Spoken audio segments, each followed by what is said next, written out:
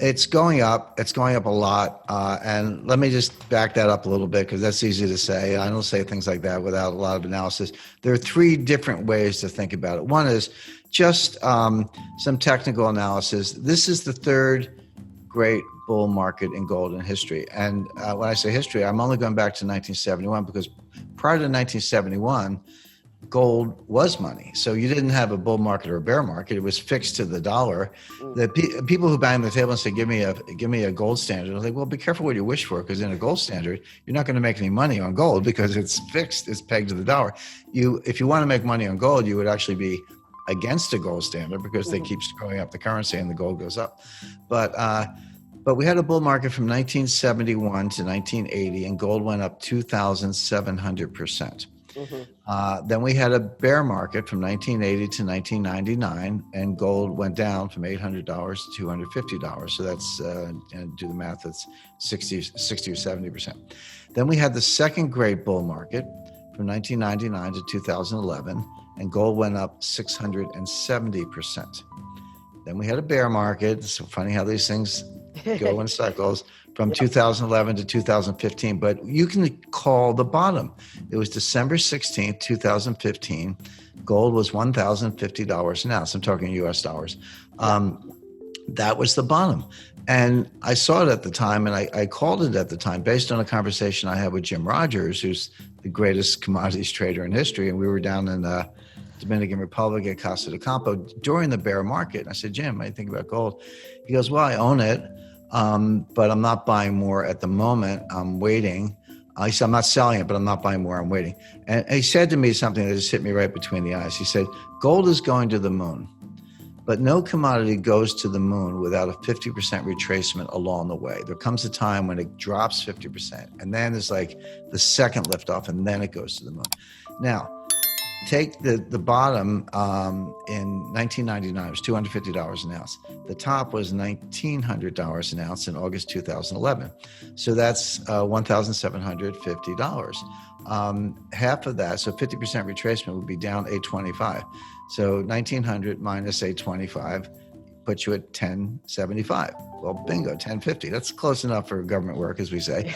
So when I saw 1,050, I talked to Jim Rodgers about this earlier. When I saw 1,050, I said, okay, there's your 50% retracement. Using 250 you have to have a base. Using 250 as your baseline, up to 1,900, take that gap, down 50%, boom, 1,075, we were 1,050. I said, that's the low.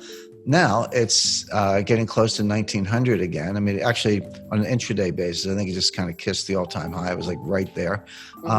So there's the full retracement of the bear market. But this bull market, the third great bull market, started December 2015. We are up almost 90%. You go from 1,050 to 1,900. That's about 90%, 86, 87%. Yeah.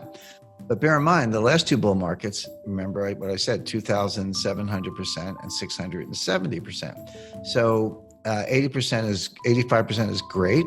But when you get into like 600, 700, 800%, or 2,000%, you're talking about $15,000 by 2025.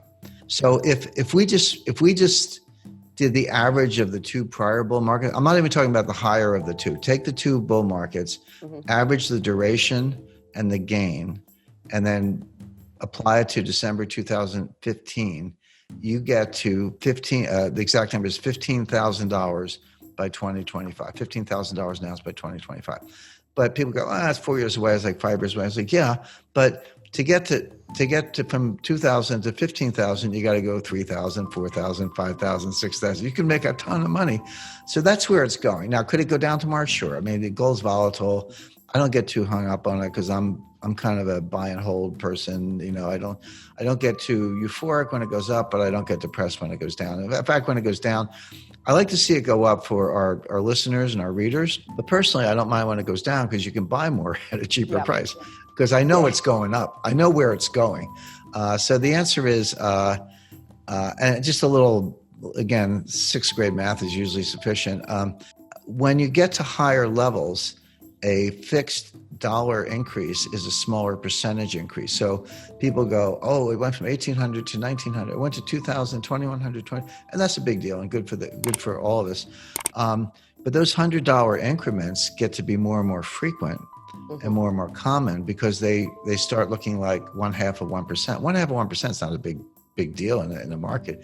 So you're going to see that on a daily basis. So my advice to people, of course, is buy gold. But I said that at 1,100, 1,200, 1,300, 1,400, 1,500, 1,600. I've said it all along, and people don't buy it. People also accuse me. They say, "Well, Jim, you're just talking your position. You're just trying to sell gold." I'm not a dealer. I don't make any money. If you buy gold, good for you. But I'm not in the business. I'm a writer. I'm an analyst, but I'm not a gold dealer. I'm actually one of the few analysts, apart from yourself and a few others, who are not gold dealers. But I think that gives you more credibility because you're not selling gold, you're understanding gold. But for anyone who hasn't bought it yet, of course, denial is a powerful thing. They'll say, well, I missed the boat. Now it's up this high, it's going to go down. You haven't missed the boat. I mean, again, 80, 90% is a good run, but this is going to go multiples of that. All right, let's dive a bit deeper into what we've covered about gold. So, we've been seeing gold prices going up quite a bit lately, and there are a few factors behind this trend that we can break down. Firstly, when we look back at the history of gold prices since 1971, we can identify 3 major periods where gold prices surged.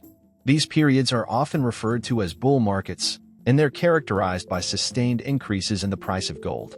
The most recent bull market began in 2015 when gold prices were relatively low. Since then, we've witnessed a significant uptrend, with gold prices rising by almost 90%. However, if we compare this current increase to the previous bull markets, it might seem a bit modest. For instance, in the past, we've seen gold prices skyrocket by 2,700% and 670%, making the current surge seem comparatively smaller. Now, looking ahead to the future, some experts are making bold predictions about where gold prices could be headed. There's talk of gold reaching a staggering $15,000 per ounce by 2025. That's a substantial jump from where prices stand today. But, of course, we have to consider that the path to that price level may not be smooth sailing. Gold prices can be quite volatile, meaning they can experience significant fluctuations in the short term. Despite this volatility, many investors still view gold as a valuable asset to have in their portfolios. That's because gold has a reputation for holding its value over time, especially when other investments might be struggling. So, if you're thinking about adding gold to your investment mix, it could be worth considering for the long term. In essence, the story of gold is one of resilience and opportunity. While we can't predict exactly where gold prices will go in the future, understanding the historical trends and current market dynamics can provide valuable insights for investors looking to navigate the world of commodities trading.